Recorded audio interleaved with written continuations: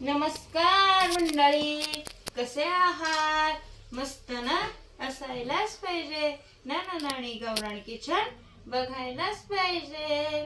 या नाश्त्याची रेसिपी करायला. आजची रेसिपी झटपट मेदू वडे. त्यासाठी मी 1 वाटी रवा, 1 वाटी पाणी, थोडासा लिंबाचा रस, चिली फ्लेक्स, मीठ हे साहित्य घेतलं.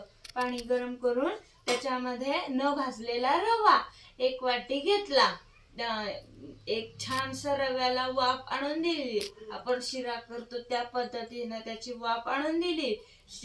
वाफ बसली की त्याचा गोळा मळून घेतला आणि मेदू वड्याच्या आकाराचे हे असे मेदू वडे करून घेतले. आता हे वडे तळून घेतले. बघ असा क्रंची आवाज येतोय. हे बघा,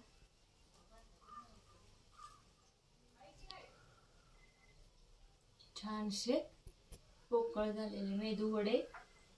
त्याच्याबरोबर छानशी शेंगदाण्याची चटणी केली आहे मी.